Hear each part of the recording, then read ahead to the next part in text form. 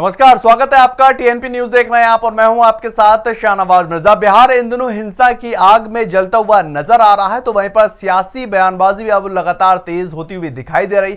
Bharatiya Janata party के नेता लगातार नीतीश सरकार पर लॉ एंड ऑर्डर को लेकर सवालिया निशान खड़ा कर रहे हैं, तो वहीं पर जन अधिकार पार्टी के राष्ट्रीय अध्यक्ष पप्पू यादव ने हिंसा के लिए भारतीय जनता पार्टी को ही जिम्मेदार ठहरा दिया। उन्होंने कहा कि इसमें जो नेता शामिल है उसकी सदस्यता रद्द होनी चाहिए।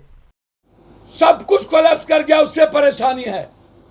और जब पूरा देश ये तीसरे नंबर पर चले गए बंगाल में, कर्नाटक में चुनाव हारने जा रहे हैं। अभी क्या हुआ है, कर्नाटक मध्य प्रदेश के हारने के बाद ये सबसे ज्यादा दंगा मध्य प्रदेश और कर्नाटक में कराएगा।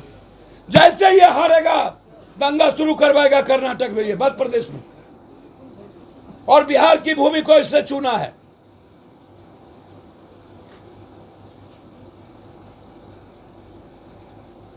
बहुत क्लियर है हम इस मामले में।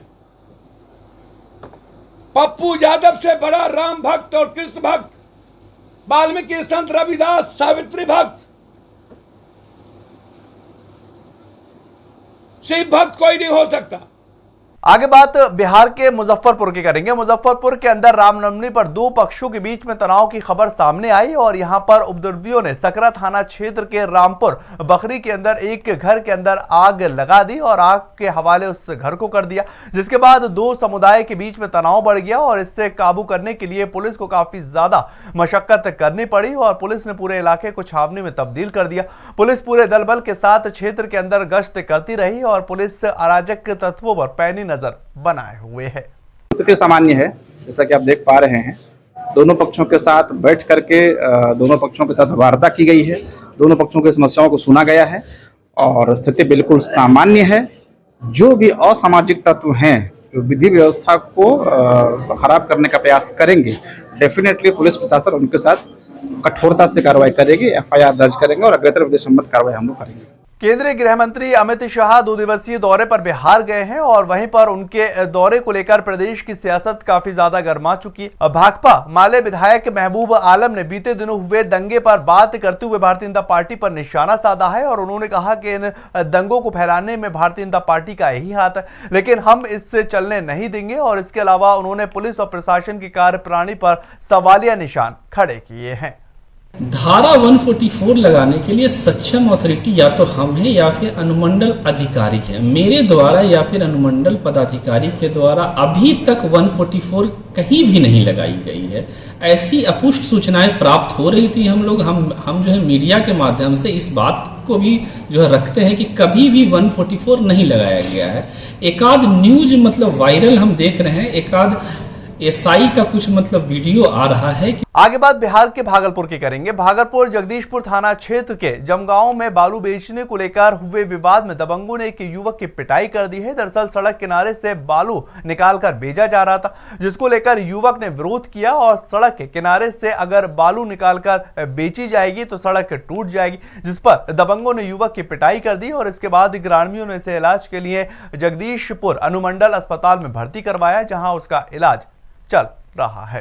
बल्लू यानी खनी वाले गुड्डू यादव बल्लू बेची रहे खनी का हम करिए है रोड गिरी पड़ता है बस इतने मजा शुरू कर के मारे ना अब भोरे हो और फनु आसान हम नहीं मार को देख लो। बिहार के सारण में जन स्वराज पदयात्रा के 183वें दिन की शुरुआत छपरा सदर प्रखंड के पूर्वी तेलपा पंचायत में बने पदयात्रा कैंप से हुई है और उसके बाद प्रशांत किशोर ने जिले के पत्रकारों के साथ संवाद किया।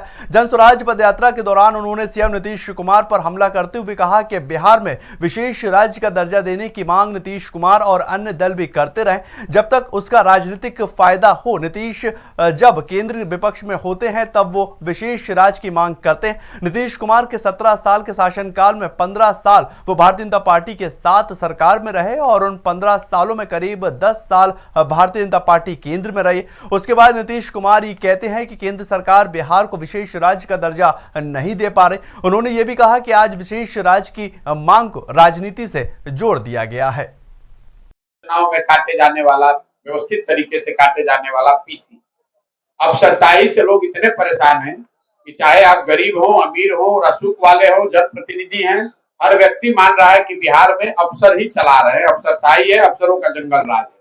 उनकी मनमानी है, वो जो चाहेंगे वही होगा। जहां तक भ्रष्टाचार का सवाल है, लोग ये मानकर चल रहे हैं कि कोई ऐसा सरकार का विभाग नहीं है जहां बिना पैसा दिए हुए आप काम करा सकते हैं। और तीसरा, योजना चाहे केंद्र की हो या राज्य की या दोनों की मिली जुली हो, हर हालत में योजना में 20 से 40-50% तक पीसी काटा ही जाएगा। ये अभी तक का मेरा अनुभव है। अब आपके जो प्रश्न है वो आप प्रश्न कर सकते हैं। बहुत बहुत धन्यवाद। चलिए फिलहाल इससे बुलेटिन में इतना ही। ज्यादा खबरों के लिए आप लगातार बने रहें TNP न्यूज के साथ।